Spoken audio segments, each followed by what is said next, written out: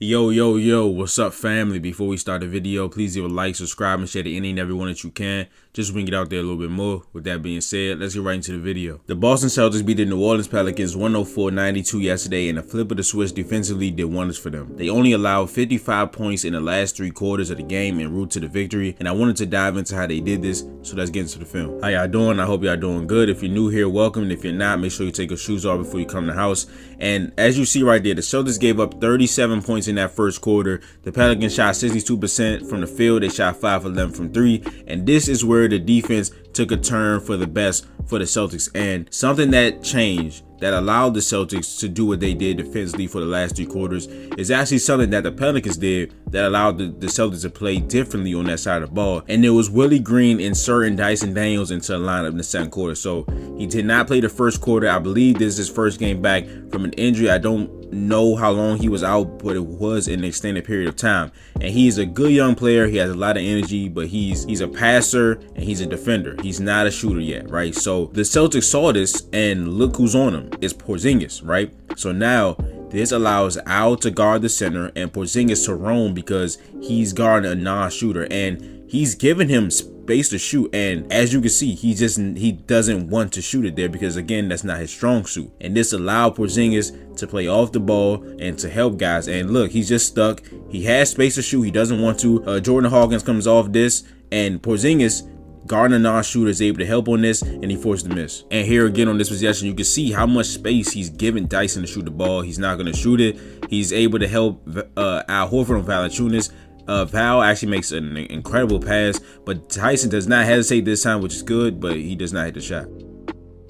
Alright, so of course having Dyson Daniels on the court as a non-shooter helps the Celtics defense, but another thing that changed is how they guarded Zion Williamson. So in the first quarter, he had 12 points. He was 5 of 6 from the field, and he was 2 of 3 from the free throw line. He got everywhere that he won. He was just taking up the space and just driving right into our defender's chest. Now this was spearheaded by Jaylen Brown. He took the Zion assignment, and here again, he's not giving him a space like a lot of people do when they're guarding a guy that can't shoot. If you give him space and you sag off, this is a one-of-a-kind type player. We've never seen a guy this athletic and this strong and this nimble, right? If you give him that space, he's going to eat the space up. So what you want to do is force him to handle the ball with pressure. You see how far Jaylen Brown is picking him up. He's forcing him to handle with pressure on him. So here he's not going north and south, he's going east and west here. So it's a little stagnant right here. Then Drew Holiday comes in, he blitzes him, and they force a turnover. All right, so again, here we are, Jaylen Brown on Zion. First quarter, he had 12 points. This quarter, 2 points and 3 turnovers. Jaylen Brown not playing them so far off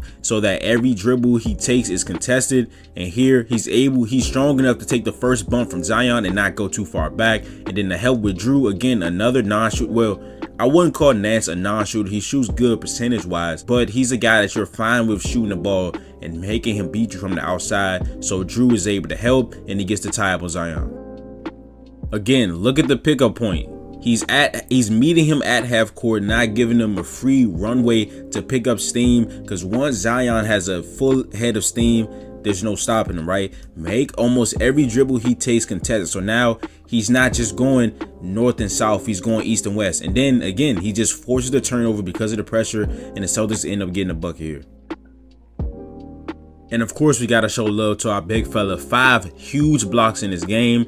He made a difference in his defensive turn. All right, so here we are in the third quarter. Again, in the first quarter, the Celtics gave up 37 points. The Pelicans shot 62% from the field and 5 of 11 from 3. Second quarter, the Celtics did much better, only giving them 20 points, 31% from the field, and 4 for 10 from 3. But in this third quarter is where everything clicked. They only allowed 11 points. The Pelicans shot 17% from the field and 2 for 9 from 3. This quarter was again a non-shooter that helped a lot of this. It was Larry Nance, right? The Celtics decided to let him shoot in a lot of these clips I'm going to show after this one. But on this one, again, it's Porzingis, not one of his 5 blocks, but he contested it so well for Zion to miss. And this right here was just a masterpiece of sustained effort by Kristaps Porzingis. So here, again, you see they get the ball to Larry Nance. Look how much space KP is giving them. They want him to take that shot. He's not looking for it. So then we get JB on Zion again and again. Look where KP is. He's in help position. JB takes a couple bumps from Zion. He spins right into Porzingis. He helps contest that one. Zion gets the offensive rebound. KP blocks one shot. He gets another rebound, gets it up again. KP blocks it again. And again, some more great defense from KP and JB. Look how far he's playing off of Larry Nance. He's not even worried about him. This is what we want them to do. We want them to pass it to Larry Nance. He was 0 for 2 in this quarter from 3. And again, here's Porzingis helping on Trey Murphy's drive. He makes him step towards Jaylen Brown, and Jaylen Brown, with a superb athletic play, gets the block. And again, KP helping on the CJ McCollum drive. Larry Nance finally takes a shot, but it's what we want him to do, and he missed that one. All right, so here, good defense from everybody. Jrue Holiday fronts Zion in the post as Herb Jones is trying to get the ball to him. It forces the swing, and now here Zion is going to catch it in the corner instead of on the block. And then everybody on our team converges. Kristaps Porzingis again leaves Larry Nance in the corner. Zion passes out to him. He takes a shot. He doesn't hit this one again. All right, so Derek White gets screened here. He does a nice job contesting after trailing the shot. Trey Murphy, being the athlete that he is, gets the offensive rebound, but then our big man comes and clean up for one of his 5 blocks. All right, so here's just a great defensive possession overall by the Celtics. They converge on the Zion drive. They give up the offensive rebound in a situation where they're jumbled and some miscommunications happening. They still find a way to be on the string defensively. So here on the Herb Jones drive, Derek White is going to pick him up. He forces the pickup. Jason Tatum helps, forces the pass to Trey Murphy. On the Trey Murphy drive, Tatum, a seamless switch, and here he gets the pass to Herb Jones. But before this is happening, right, you see Xavier Tillman here. He's anticipating the pass of Herb Jones. So he gets over there early and he jumps out to his left hand. He jumps out to the pass, forcing Herb Jones to lean all the way out to make this pass, giving Jaylen Brown just like a 1/10 of a second more to get over to Najee Marshall. He gets over there, does a nice job on the drive, and he forced the air ball. And again, the versatility of Xavier Tillman. We've seen him switch onto everybody in this league, but here he's down low banging with Valanciunas, gets some help from Tatum at the end, and he forced a miss. And here again, just another good defensive possession. You see Xavier Tillman forces the pickup on Trey Murphy, switched on him, he jumps out on him, forces the pass to Dyson Daniels, and CJ McCollum was another guy that the Celtics had to lock in on. He also had 12 points in that first quarter like Zion, but in the second quarter, he had 4 points, in the third, he had 0. And a nice contest by Xavier Tillman, forcing the miss. And here locking in on CJ again, showing him multiple bodies.